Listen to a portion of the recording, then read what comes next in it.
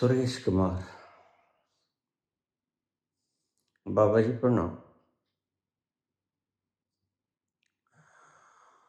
बाबा जी, अगर परमात्मा अल्फाज में आता नहीं तो परमात्मा के सिंबल क्यों बनाए गए? जबकि सिंबल भी उलझाते हैं। आपने कहा शेर के ऊपर आपने दुर्गा बिठा दी, उल्लू के ऊपर आपने लक्ष्मण, मोर के ऊपर कार्तिकेय, चूहे के ऊपर गणेश। इसकी क्या जरूरत थी?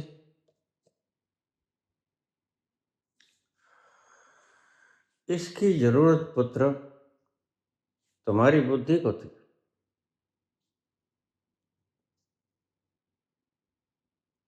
क्योंकि तुम हर चीज को बुद्धि से समझना चाहते हो। और वह इतना विराट है, इतना विराट है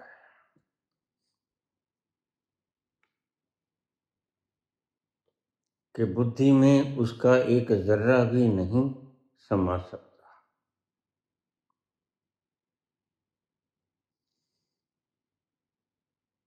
इसलिए समझाने वालों ने, क्योंकि तुम सबसे पहले समझना चाहते हो, ये दिक्कत तुम्हारी है। इसमें समझाने वाले की कोई दिक्कत नहीं। वह तो जैसे तैसे पहुंच ही गया। दिक्कत है तुम्हारी समझने वालों की। तुम्हारी दिक्कत को हल करने के लिए वह जानता है कि मनुष्य बुद्धि के द्वारा समझना चाहता है पहले, तो सिंबल आपकी बुद्धि के लिए बनाए गए। जैसे बच्चा कोरा कागज, उसको हमने अल्फाबेट सिखाना है, तो हम उसे कहेंगे ए फॉर एप्पल। वह एप्पल नहीं समझ सकेगा, और एप्पल के सहारे वह ए को समझ जाएगा। तो हमने तस्वीर लगा दी सेब की, उसको दिखाया कि बेटा यह सेब, A is equal to apple, B ball, गेंद बना दी हमने, सी कैट, डी डॉल। यहीं से शुरू होती है जो भी पढ़ाई तुम्हारी इन्वेंशंस तक लेके जाती है, किसी की भी हो, शुरू यहीं से होती है। मजबूरी है।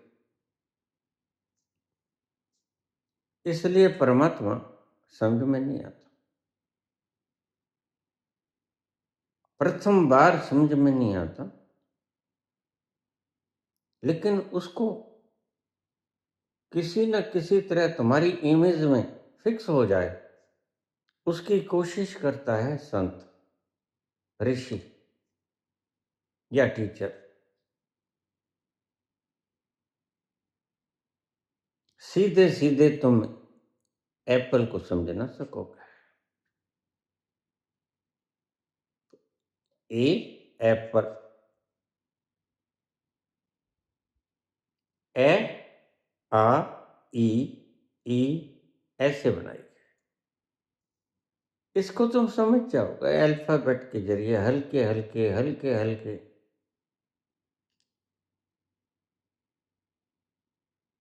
आज तक कोई भी व्यक्ति जिसने रिसर्च किया हो, वह ऐसे ही सीढ़ी दर सीढ़ी चढ़ा है।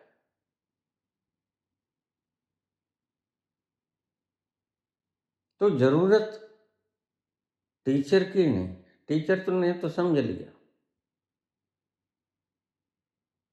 जरूरत तुम्हारी। बच्चा 100 बार पूछता है चिड़िया को देखकर, पापा ये क्या है? ये चिड़िया है बेटा। पापा ये क्या है? ये कौवा है। वह चित्रों को देखकर दिमाग में अक्स बना लेता है। समझना, फिर चै चिड़िया नहीं रहता उसके बाद में, कै कौवा नहीं रहता। धीरे धीरे वह वक्त आता है जब वह धारा प्रवाह किताबों को पढ़ना शुरू कर देता है। लेकिन शुरुआत तो बुद्धि से ही होगी। मजबूरी है, क्या किया जाए? बड़े से बड़ा इन्वेंशन करने वाला आइंस्टीन, वह भी ऐसे ही सीखा। सर आइजैक न्यूटन, वह भी ऐसे ही सीखा।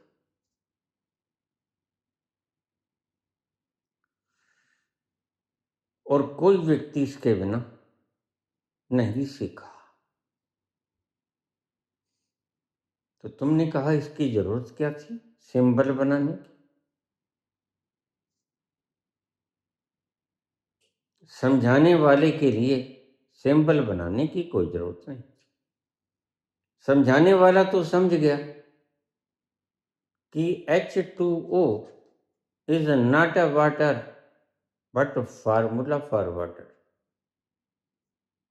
2 एटम हाइड्रोजन के और 1 एटम ऑक्सीजन का मिला दें तो पानी बनता है, लेकिन वह H2O जो बोर्ड पे लिख देता है, वह क्या आपकी प्यास बुझाएगा? क्या आपके तन के स्नान के काम आएगा? क्या वस्त्रों की धुलाई के काम आएगा? क्या उससे फर्श साफ हो सकेंगे?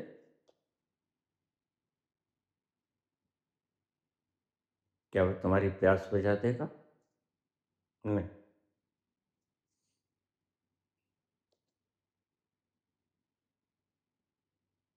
फिर तुम कल को हंसोगे, फिर तुम ए एप्पल ऐसे नहीं बोलोगे, फिर तुम जोड़ के बोलोगे। ऐसे ही विराट को समझने के लिए शूद्र का सहारा लेना पड़ता है। शूद्र है लैंग्वेज, तुम्हारे अल्फाबेट, तुम्हारी लिपियां, ये शूद्र हैं। सहारा तो इनका ही लेना होगा, मजबूरी है। तो क्योंकि बच्चा चित्रों की भाषा को ज्यादा समझता है।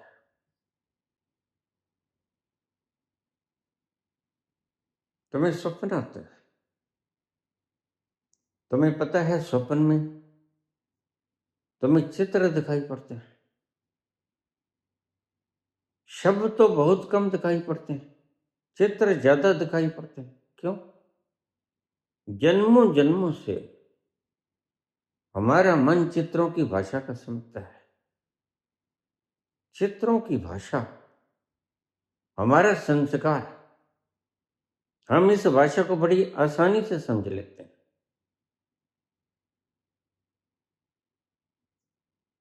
तो जरूरत आपकी है।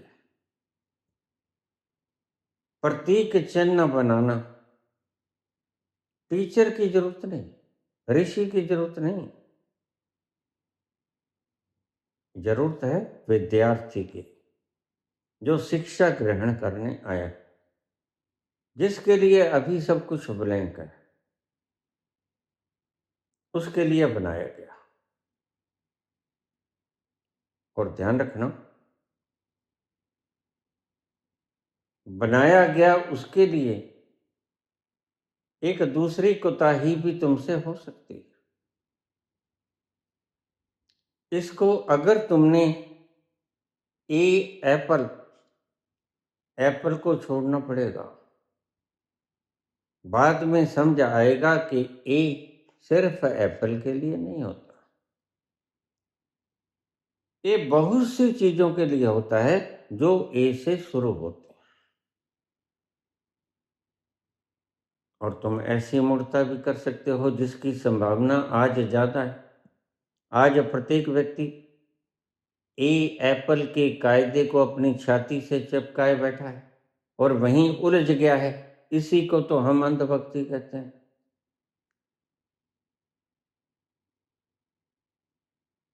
वो चिपट गया है। यह है मिट्टी की मूर्त।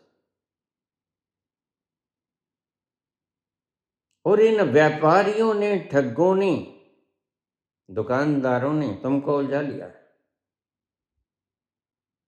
फिर ये पहली मिट्टी की मूर्त बनाते हैं, पत्थर की मूर्त बनाते हैं, कर्म कांड करवाते हैं, उसका जुलूस निकलवाते हैं, स्त्रियों के सिर के ऊपर लोटे रखे जाते हैं, ऊपर पीपल की छोटी सी डाल रखी जाती है, प्रभात फेरी, शोभा यात्रा निकाली जाती है। इतने से तुम्हारे अहंकार को तसल्ली हो जाती है कि हाँ, यह कुछ कर्मकांड हमने किया।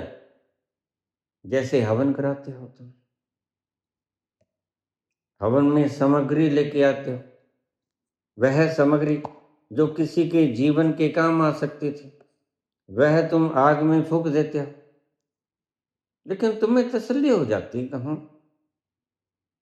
हमने कुछ ऐसा कर दिया जिससे ईश्वर प्रसन्न हो जाएगा। ईश्वर कभी नाराज हुआ ही नहीं।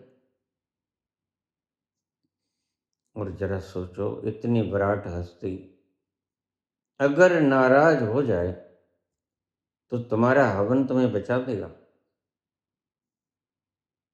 तुम्हारे हवन में कितनी ताकत है। परमात्मा की कुपित निगाहों से तुम्हें तुम्हारा हवन बचा सकता है क्या? लेकिन यही पंडितों ने तुम्हें समझाया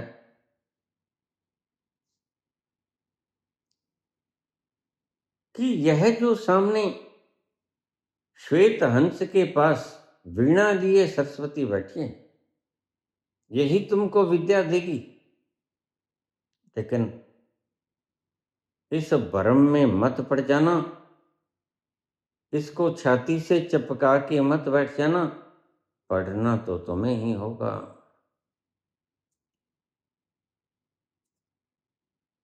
यही अंधभक्त करते हैं, यही डरपोक लोग करते हैं।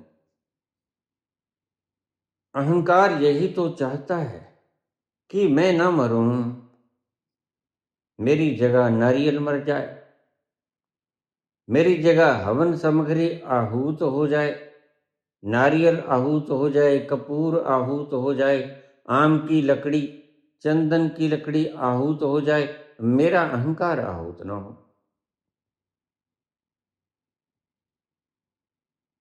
अहंकार की बलि न देने के कारण तुम सारी दुनिया भर के पदार्थ आहूत कर सकते हो। लेकिन अहंकार तो तुम्हारे लिए परम धन है।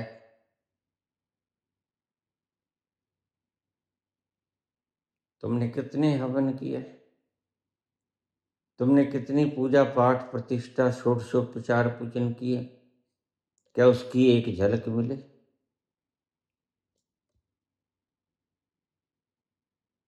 क्यों नहीं मिले? क्योंकि तुम गलत रास्ते पर थे। सही रास्ते पर चले होते तो उसका दीदार हो जाया करता है, निश्चित 100% दीदार हो जाता है। तुम चले गलत रास्ते पर और वह गली थी बंद, आगे नहीं कहीं जाते। बस वहां जाके सिर को टकराते जाओ, लहू लुहान हो जाओगे। ना कोई द्वार निकलेगा, ना कोई रास्ता है आगे, गली बंद है। तुम्हारे सारे रास्ते ऐसे ही हैं। राधे राधे करो, राम राम करो, 5 नाम करो, 1000 नाम करो, सब बंद गली के रास्ते हैं। टक्करे मारते रहो, कुछ नहीं मिलेगा। तो रास्ता क्या है? रास्ता है जहां चीजें होती हैं वहां मिलती हैं। कस्तूरी कुंडल बस है, मृग ढूंढे पनमा। ऐसे घट में पीवे हैं, मूर्ख जाने ना। वह तो तुम्हारे भीतर बैठा है, तुम उसको ढूंढ रहे हो।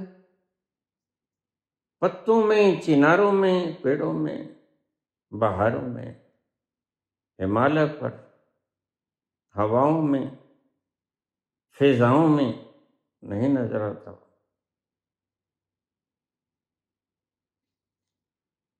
वह मिलेगा, एक ही तरीका है।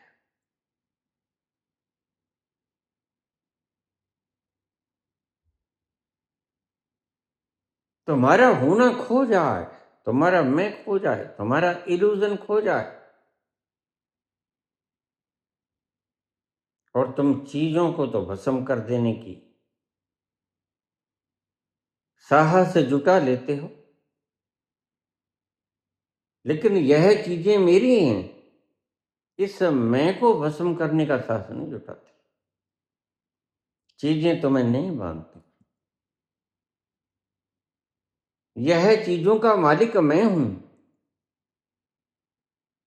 यह मूढ़ता तुम्हें, यह अज्ञानता तुम्हें बांधती है। तुम सोने के सिंहासनों पर बैठो या लकड़ी के सिंहासन पर बैठो, सिंहासन तुम्हें नहीं बांधता। बांधता है कि मैं सोने के सिंहासन पर, वह लकड़ी के सिंहासन पर है। मैं बड़ा हूं, वह छोटा है।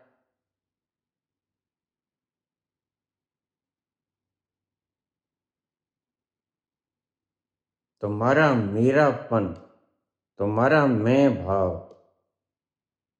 तुमको बांधता है, पदार्थ तुमको कतई नहीं बांधता। इसलिए मैं कहता हूं, संसार के भोग तुम्हें नहीं बांधता। वो तो जरूरत है। भूख लगेगी खाना खा लो, प्यास लगेगी पानी पी लो, ये तुम्हें नहीं बांधता। बांधते ये हैं कि यह खाना मेरा है, यह खाना उसका है, यह खाना गरीब का है, यह खाना ब्राह्मण का है, यह खाना शूद्र का है। यह मानता है तो, जबकि खाना किसी का भी नहीं होता। भोजन भोजन का होता है, ना पंडित का होता है, ना शूद्र का होता है। तुमने जब मैं की छाप लगा दी, मैं की मोहर लगा दी, तो वह खाना दूषित हो गया।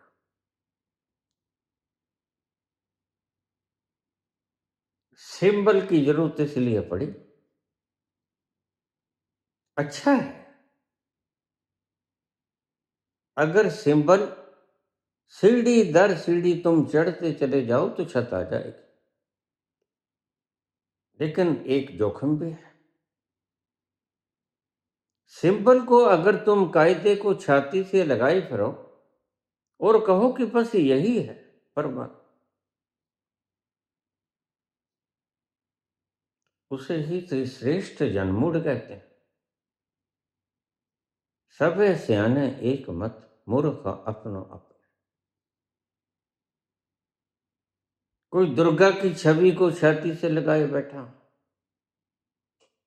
कोई लक्ष्मी को छवि को छाती से लगाए बैठा। तुमने 33 करोड़ देवी देवता बना लिया।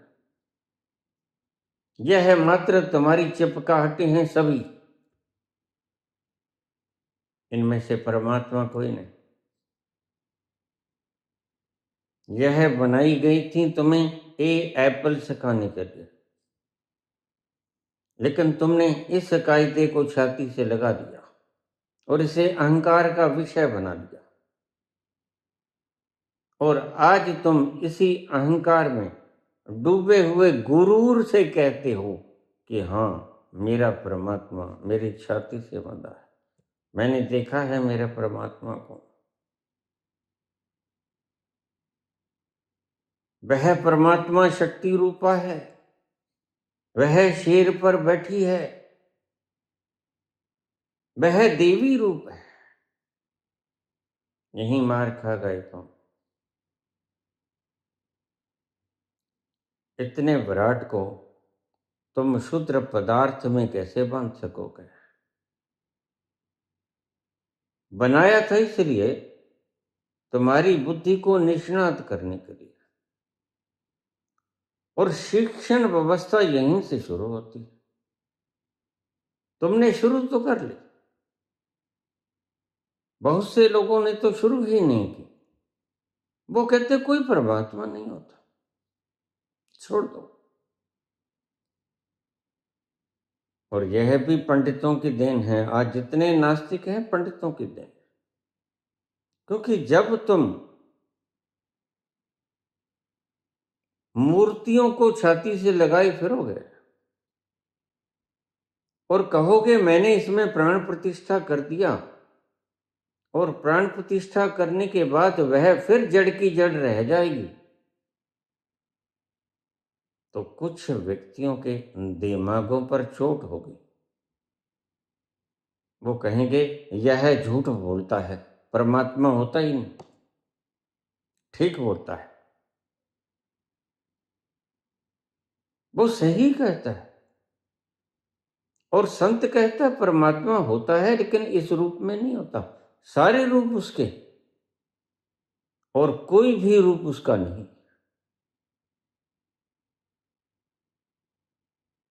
वह सब्र की इंतहा है, वह खुशी की इंतहा है, वह रस की इंतहा है, वह आनंद की चरम इंतहा है। वह शब्दों में बांधा नहीं जाता, वह पिया जाता है और पीकर मदहोश हुआ जाता है। उसका व्याख्यान नहीं किया जा सकता, उसका स्वाद चखा जा सकता है, व्याख्यायित नहीं किया जा सकता। कबीर ने कहा है, जो गूंगा गुड़ खाई के कहे कौन मुख स्वाद, शब्दों में वह हिम्मत नहीं कि इस विराट की जर्रे को भी व्याख्यायित करते हैं। वह तो इतना विराट है, इसलिए सिंबल बनाए गए थे शिक्षा व्यवस्था को शुरू करने के। अगर कोई उससे चिपट ही जाए तो टीचर का क्या कसूर है? कसूर तुम्हारे दिमाग का है, जो हर चीज के साथ चिपक जाता है। अब तुम देखो, कोई चाल मस्त, कोई माल मस्त, कोई हाल मस्त, कोई कहीं चिपटे बैठा, कोई कहीं चिपटे बैठा, कोई कहीं चिपटे बैठा। फिर जब इनकी अंकाक्षाएं पूरी नहीं होती तो फिर ये नास्तिक हो जाते हैं। सच्चा गुरु कभी नहीं कहता, सच्चा गुरु कहता है वह तुम्हें अपने भीतर में दे, मत ढूंढो इसे बाहर। बाहर तो उसकी रिफ्लेक्शन है, जैसे आईने में तुम अपनी तस्वीर देखते हो, लेकिन तस्वीर तुम नहीं होते। तुम तो कहीं भीतर तुम्हारे ही अंतस के तल में विराजमान हो। कस्तूरी कुंडल बसा है, ऐसे घट में पीव है,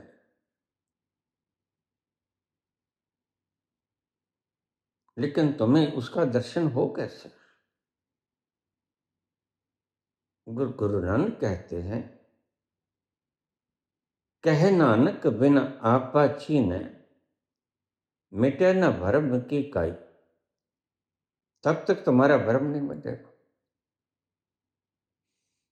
यहीं तो दुविधा फंस जाती है।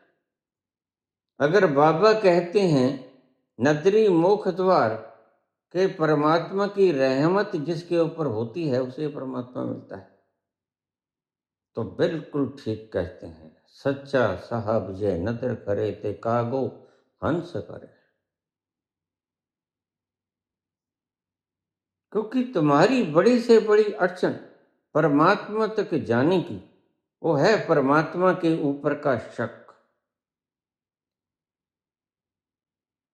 मौजूद तो वो हर जगह है, जर्रे जर्रे में उसकी मौजूदगी है। नजर वो फिर भी आता नहीं। तुम कहोगे आंखें तो हैं, बिल्कुल है। आंखें हैं तो फिर ये हवा नजर नहीं आती। आंखें हैं तो ये दर्द तुम्हारी कोई चुटकी भर ले दर्द नजर आता है। लेकिन डॉक्टर ने इसे महसूस किया है कि हाँ दर्द होता है, और तेज दर्द भी होता है। वह पूछता है दर्द कितना है, उसी हिसाब से तुम्हें वो ट्रेमाडोर, एनाल्जेसिक, डिक्लोफेनिक एसिक्लोफेनिक, पैरासीटामोल उसी तरह के तुम्हें एनाल्जेसिक देता है। लेकिन वह यह नहीं कहता कि दर्द होता नहीं। वह जानता है कि दर्द होता है, और यह जितना दर्द बोल रहा है वह कौन से साल्ट से ठीक होगा। अगर तुम कहोगे बहुत दर्द हो रहा है, इतना नाकाबिले बर्दाश्त, और जब तुम चिल्लाने लगते हो तो फिर तुम्हें एनेस्थीसिया दे देता है। इसलिए सर्जन को पता है जब मैं सर्जरी करूंगा, काटूंगा पीटूंगा, तो यह सारा तंत्र आपस में गुथा हुआ है, तो सूचनाएं पहुंचेंगी। वह जानता है भली भांति, इसलिए वो तुम्हें तुम्हारी पीठ के अंदर एनेस्थीसिया दे देता है।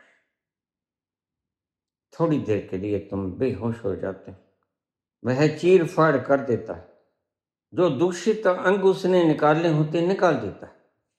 उसके बाद वो स्टिच करके छोड़ देता है, अपनी मरहम पट्टी कर देता है।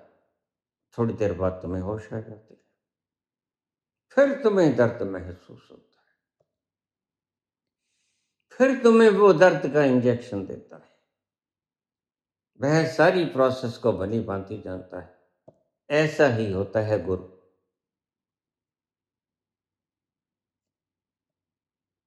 गुरु सर्जन की तरह है। सर्जन राई रत्ती सब जानता है। वह जानता है कहां से शुरू करना है, इसलिए सबसे पहले तुम्हें एनेस्थीसिया देता है। देखता है क्या ये बेहोश हो गया, क्या उसे दर्द का पता लगता है, सुई चुभ होके देखता है।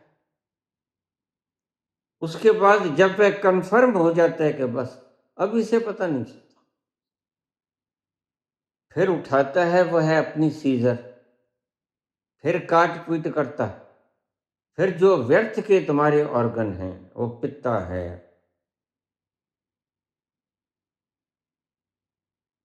वो तुम्हारा कोई भी ऐसा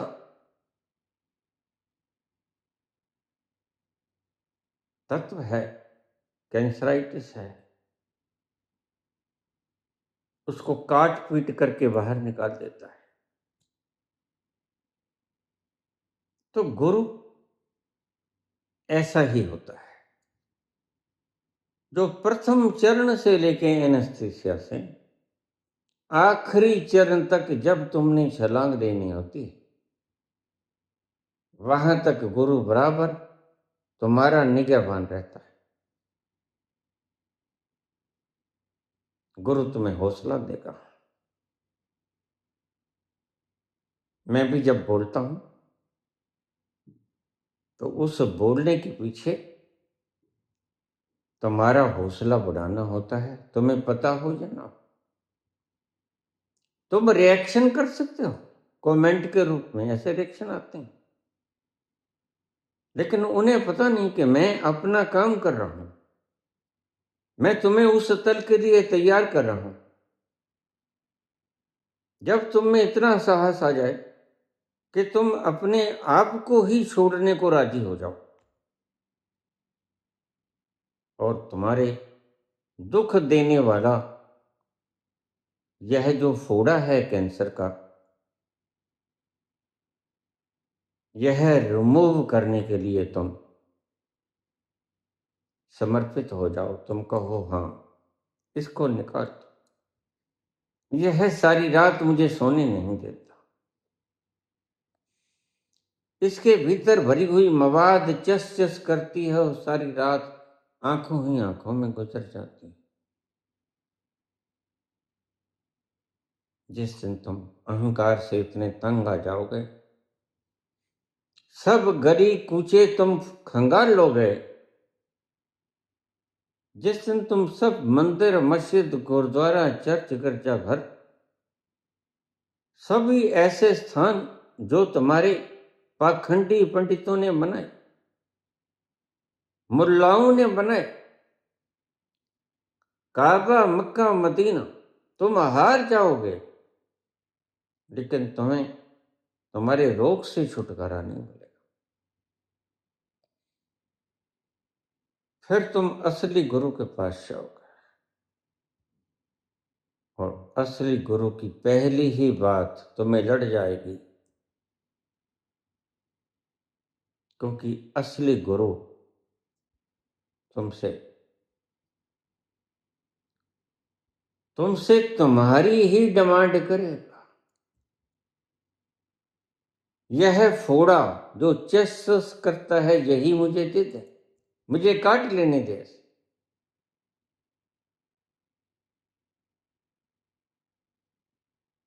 और तुम सभी जगहों के ऊपर भूले भटके हुए, सभी जगहों के ऊपर मार किए हुए, कुछ न प्राप्त करके आए हुए, खाली हाथ झोली झाड़ के आए हुए, सभी तीर्थों के ऊपर गए हुए, तुम समर्पण करने को तैयार हो जाओगे। तुम कहोगे ठीक है,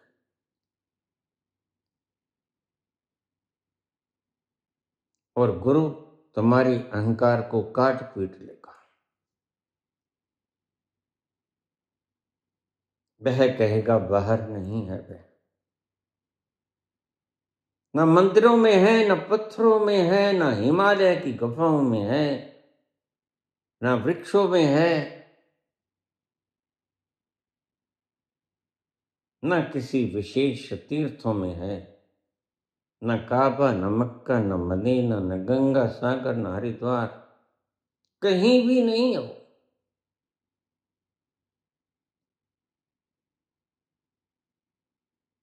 इसलिए छोड़ो।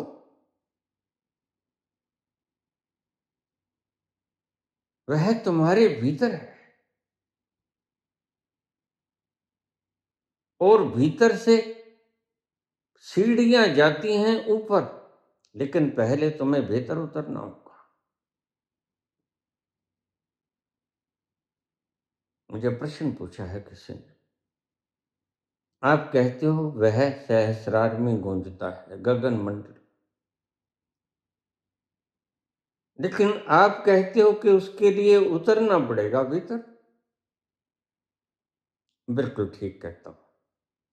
यह जो अनहदनाद की आवाज जिसे भी शुरू हो गई, देखिए कितनी प्यारी आवाज, किसको यह आवाज शुरू हो गई, अनस्ट्रक्चर्ड साउंड, कितनी प्यारी है। जब तुम इसको सुनोगे गौर से, तुम्हारा मन ठहर जाएगा।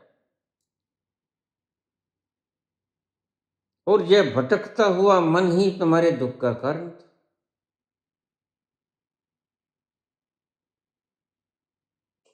दुख का कारण मिट गया, यानी भटकता हुआ मन ठहर गया इस नाद को सुनने से।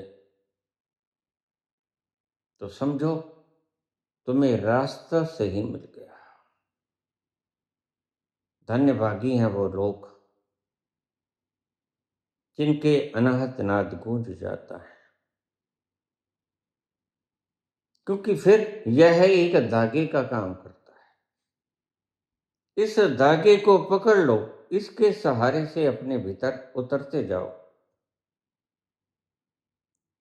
यह धागा तुम्हें जहां से अनंत नाद की आवाज आती है, उस ओंकार की, उस उद्गम सत्र पर ले जाएगा।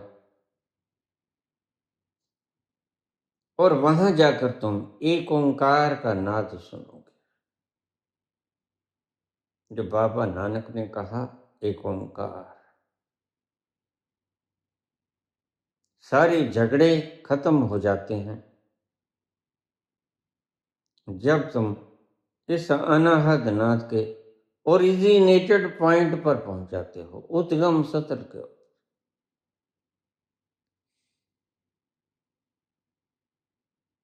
वहां तुम्हें तुम्हारी असलियत का पता चल जाता है। वहां तुम्हें ये पता चल जाता है कि अब तक मैं जिसे मैं की तरह मान रहा था, वह मेरा मानना मेरा भ्रम था, सच नहीं था। सच तो ये है जो मैं आज देख रहा हूं। भोग रही हैं इंद्रियां, और मैं भोगती हुई इंद्रियों को देख रहा हूं। दर्द हो रहा है इंद्रियों में, और मैं इन इंद्रियों को देख रहा हूं। स्वाद लेती है जीवा, और मैं इस स्वाद लेती जीवा को देख रहा हूं। विचार उठते हैं तुम्हारी बुद्धि में, और मैं इस बुद्धि में उठते हुए विचारों को देख रहा हूं। वहां तुम्हारा सारा भ्रम टूट जाता है। और भ्रम टूटते ही तुम्हें ऐसी आनंदानुभूति होती है कि तुम्हारा रोआ रोआ खिल जाता है।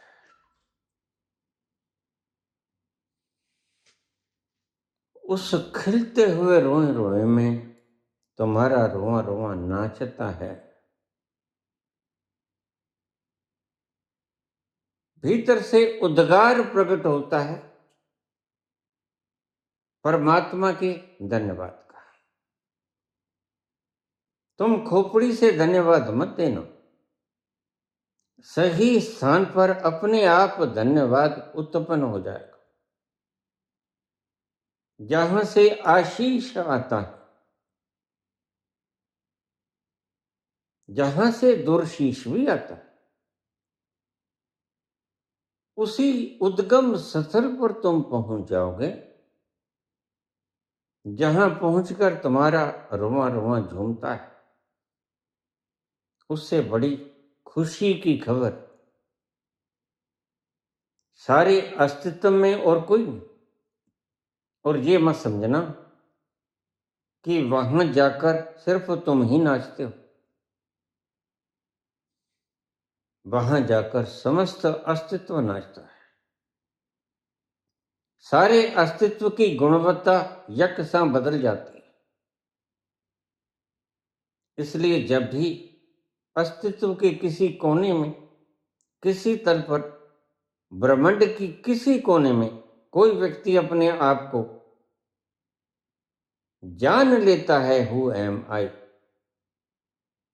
और उसका रुआ रुआ प्रफुल्लित होता है, तो आपको पता नहीं चलता, आप अचानक ही बैठे बैठे मदहोश होने लगते हो। आपको पता नहीं क्या हुआ, कहाँ हुआ। किसी अज्ञात क्षेत्र में आपसे बहुत दूर किसी व्यक्ति ने आज अपने आप को सच में जान लिया कि मैं कौन,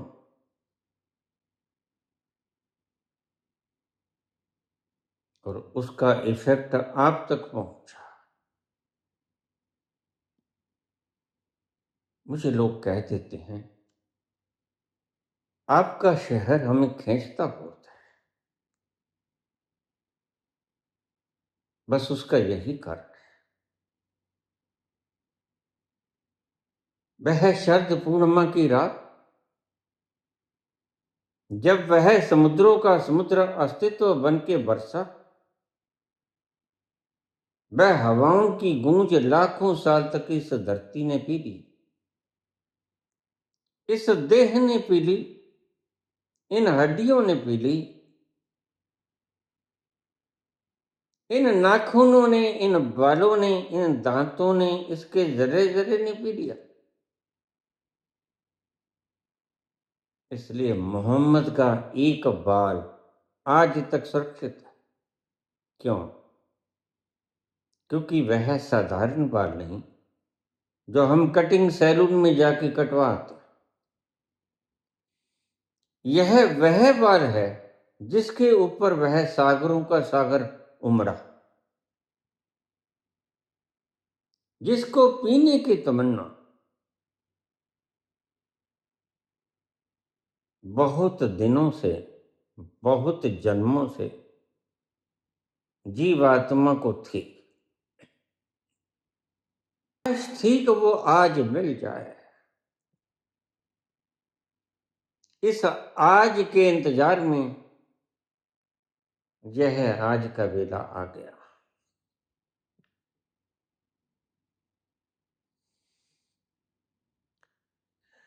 एक मुद्दत से तमन्ना थी तुम्हें छूने की, एक मुद्दत तमन्ना थी तुम्हें छूने की, आज बस में नहीं जज्बात, आज बस में नहीं जज्बात, करीब आजा,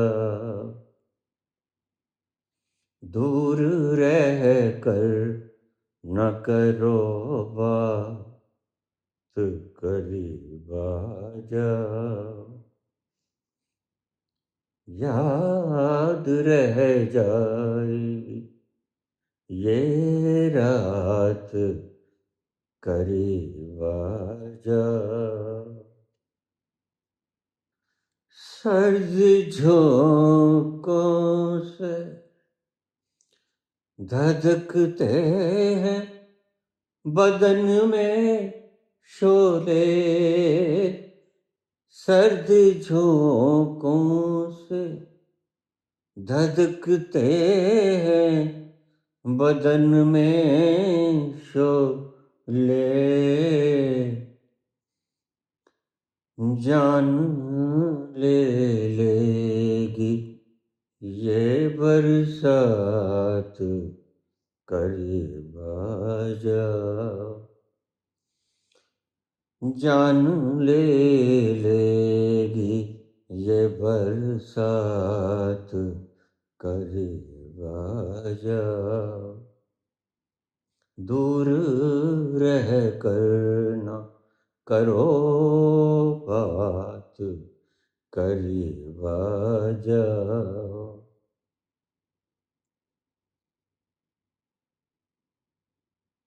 एक मुद्दत से तमन्ना थी तुम्हें छूने की, जिस तल को तुम एक बार छू के आ जाते हो रात को, वह तमन्ना दिन में भी तुम्हारे संग रहती है उसे छूने के लिए। एक मुद्दत से तमन्ना थी तुम्हें छूने की, आज बस में नहीं जज्बात, करीब आ जाओ। किसी वक्त तुम्हारी तमन्नाएं आप पर खो बैठती, उसे ही बिरहा के आंसू कहते। उस बिरहा के आंसू से त्रस्त हुआ मीरा कहती है, जो मैं ऐसो जानती,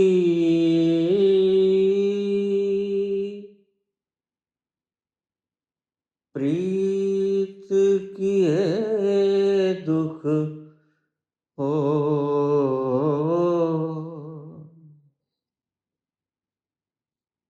नगर ढिंढोरा पीटती,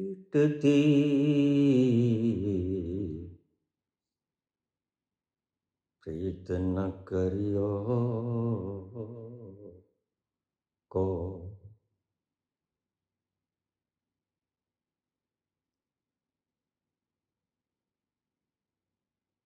यह उस दर्द से भी ज्यादा बड़ा दर्द है जो तुम्हारे अहंकार का दर्द है, लेकिन इस दर्द में मजा भी बहुत है। तुम्हारे अहंकार के दर्द में मजा नहीं,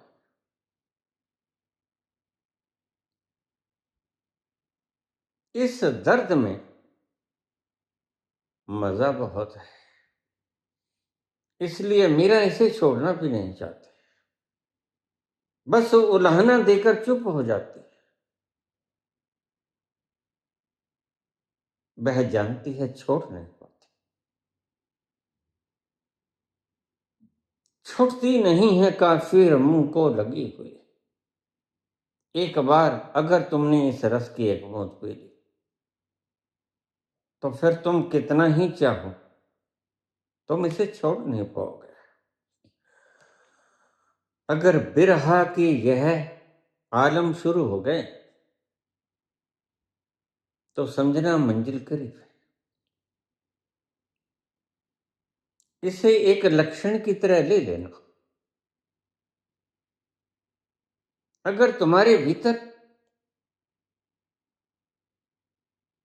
पूर्णमासी की तरह ज्वार भाटा उठ गया है बिरहा का,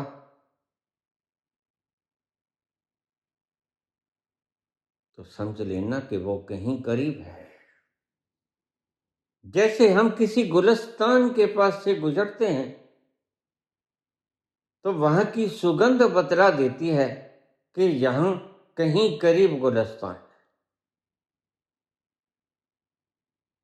जैसे हम किसी ठंडे झरने के पास से गुजरते हैं, गर्मी के मौसम में उसकी ठंडक हमारे तन बदन को छू लेती है, तो हम समझ जाते हैं कि कहीं आसपास यहां झरना है।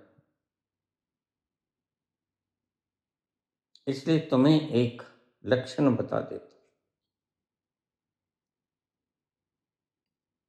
जब तुम्हें वैराग्य हो जाए, कुछ अच्छा ना लगे,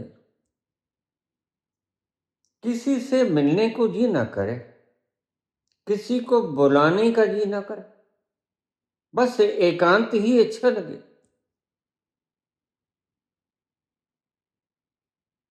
तो समझ लेना वो कहीं करीब है।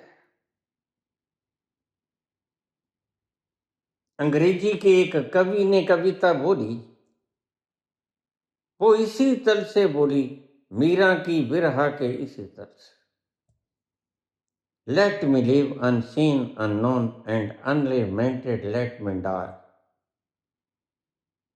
Steal from the world and not a stone tell where I lie. मुझे ऐसे जीने दो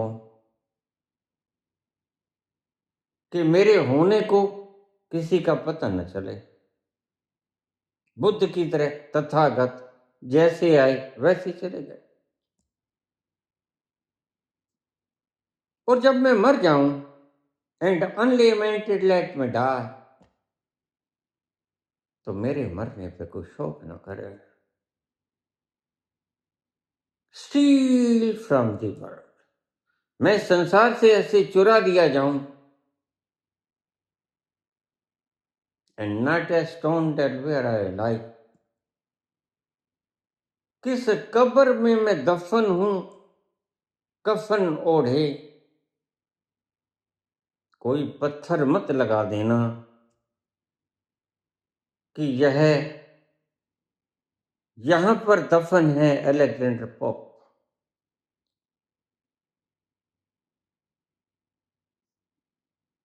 बस यही हालात होती है। जैसे जैसे तुम प्रसिद्धि की तलाश करते हो, इन शब्दों से बिल्कुल विपरीत चलना शुरू हो जाते हो। ये कहता है let me live unseen unknown, मुझे कोई बुलाए नहीं, जाने नहीं, और मैं मर भी जाऊं तो कोई अफसोस ना करे। तुम तो कहते हो मैं मर जाऊं तो लाखों लोग अफसोस करें और जिंदगी जिंदगी भर मुझे याद रखें, किताबों के पन्ने मेरी यादों से भरे।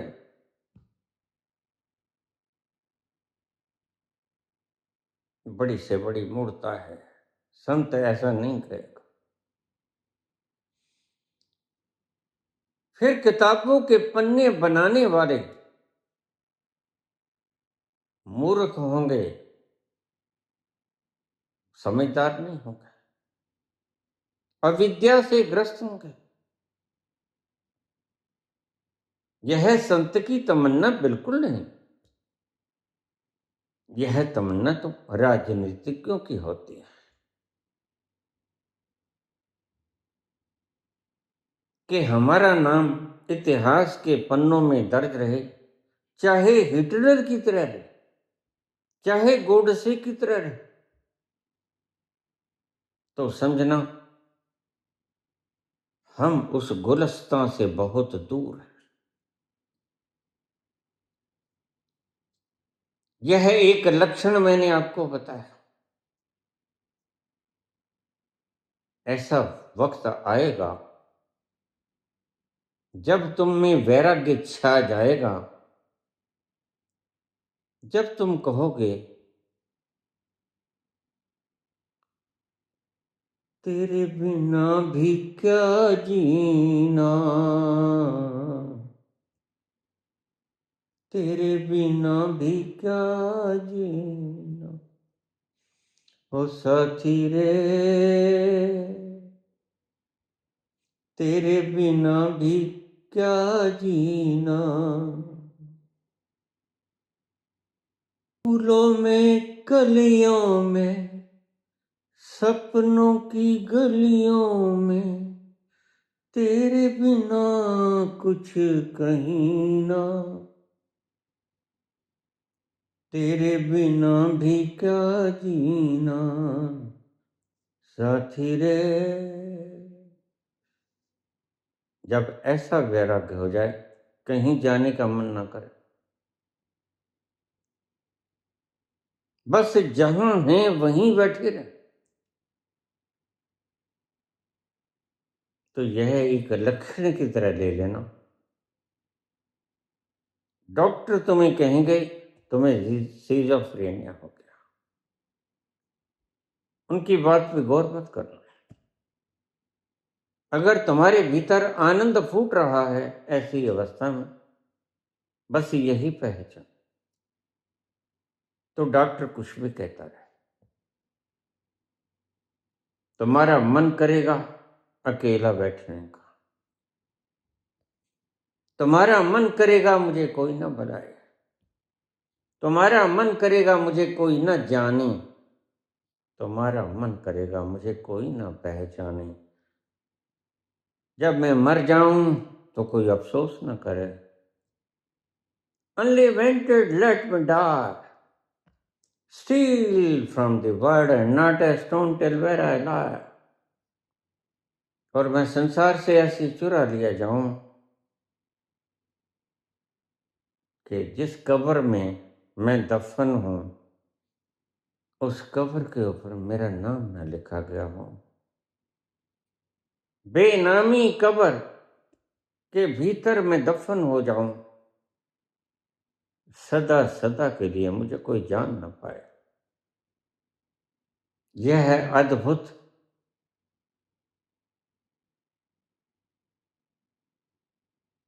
मनस है। बहुत से लोगों में आज, मेरे शिष्यों में यह प्रश्न आया, बाबा घर से बाहर जाने का मन नहीं करता, कोई रोकता नहीं, सब है, जिंदगी का गुजर बसर बहुत बढ़िया हो जाएगा, कोई रुचि नहीं किसी चीज में, वैराग्य है और मस्ती है, भीतर झूमर झूम रहे हैं, पांव में पायल खनक रही है, चारों तरफ गुलस्तां की खुशबू है, मन उदास नहीं, मन प्रसन्न है, ठहरा हुआ है, कोई मांग हमें हिलाती नहीं, बस यहीं बैठे रहे। मन ऐसा करता है, बड़ा शुभ लक्षण है। यह ठहरना ही तो तुम्हारी मंजिल है। जब तुम्हारा मन ठहर गया, तुम्हारे मन ने भागदौड़ बंद कर दी, यही तो मंजिल है तुम्हारी। बस तुम अपने अंतस में उतरना शुरू हो जाओगे, और जैसे जैसे तुम अपने अंतस में उतरना शुरू हो जाओगे, तुम पाओगे दुनिया से दूरी बननी शुरू होगी। तुम्हें दुनिया के शोर शराबे और यहां तक कि दुनिया के जश्न फीके नजर आएंगे। दुनिया के जश्न तुम्हें कांटों की तरह काटेंगे। तुमसे ने कहा था, ब्याहे ब्याहे क्या करो, आज हमारा ब्याह। उसका ब्याह था उस दिन तुलसीदास का। ब्याहे ब्याहे क्या करो, आज हमारा ब्याह, तुलसी गाए बजाए के फांसी दियो चढ़ा। तुम्हारे मन में तो बड़ी उमंगें होती, शादी है, बड़े सपने होते, बड़ी भविष्य की कल्पनाएं होती,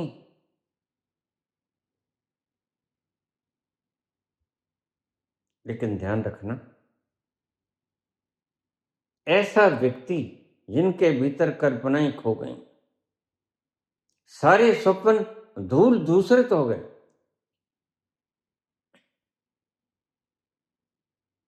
अरमान सारे खाक हो गए, कहीं किसी की बारात उठे उठे, लेकिन हमारे भीतर दिल का दिया जल गया।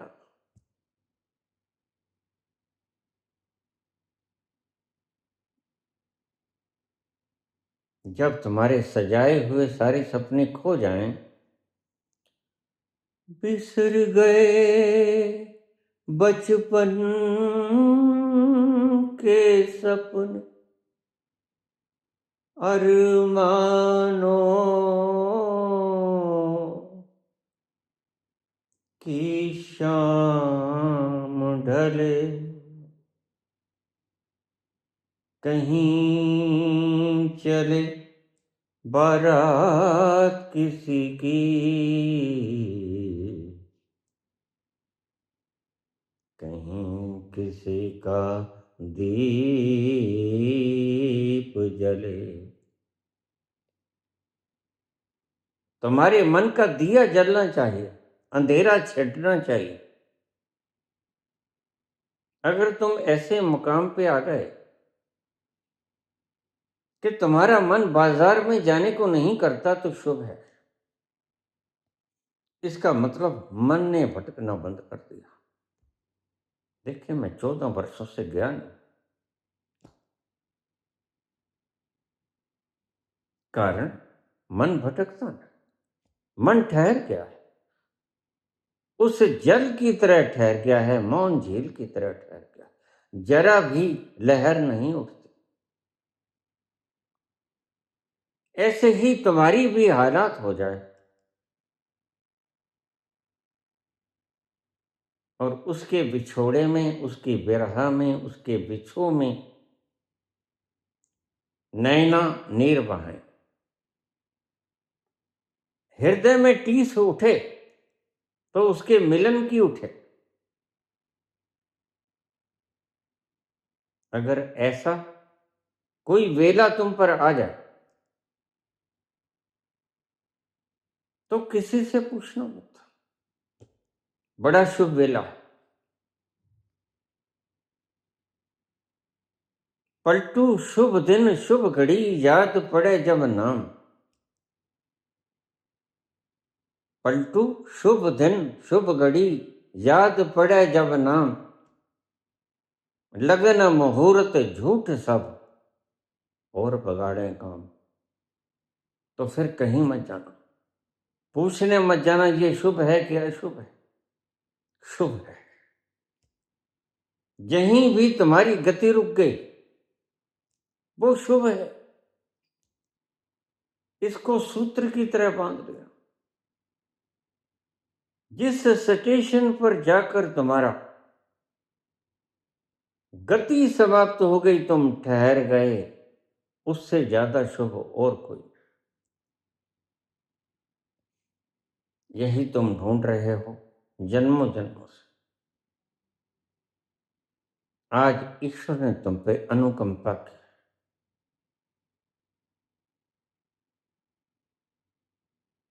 आज तुम्हारा मन ठहरा, और ध्यान रखना, घबरा मत जाना।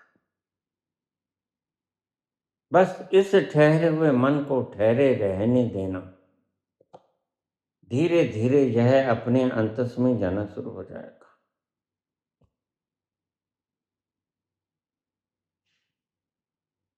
और अपने अंतस में जाता जाता, जिस तल की मैं रोज बात करता हूं,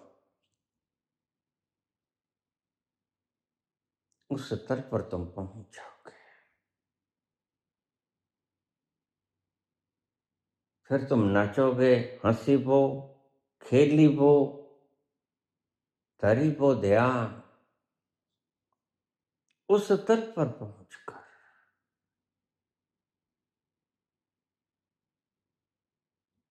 तुम्हारा मन उल्लास से झूम पड़ेगा। उस दिन तुम्हारे भ्रम का नाश हो जाएगा।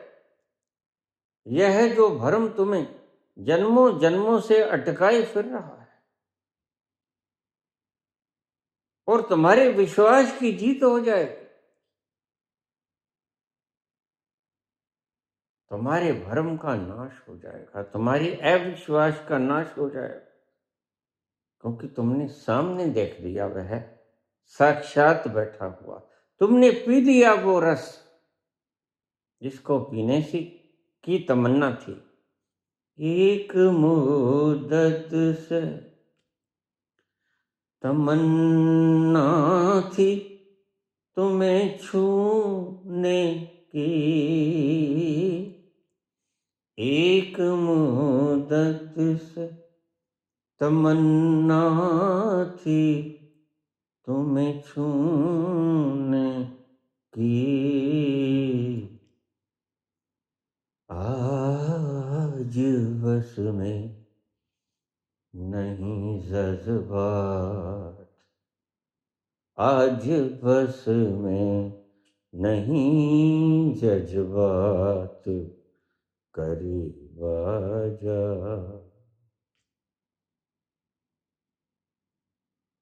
उस दिन तुम्हारा जीरा झूमेगा, फिर जी भरकर गाना, जी भरकर नाचना, हंसी वो, खेली वो, धरी वो ध्यान। झूम झूम के नाचो आज, नाचो आज, गाओ खुशी के गीत रे, गाओ खुशी के गीत। आज किसी की हार हुई है, आज किसी की हार हुई है, और किसी की जीत रे, गाओ खुशी के गीत। अविश्वास की हार हुई आज। यह जो तुम्हें विश्वास नहीं था कि परमात्मा है कि नहीं है, संशय के अंदर थे तुम, और कृष्ण भगवान कहते हैं संशयात्मा विनश्यति। आज संशय की हार हो गई, और आज श्रद्धा विश्वास रूपिणी या भ्रम बिना न पश्यन्ति, वह जीत गया। आज किसी की हार हुई है, और किसी की जीत रे, गाओ खुशी के गीत रे, गाओ खुशी के गीत।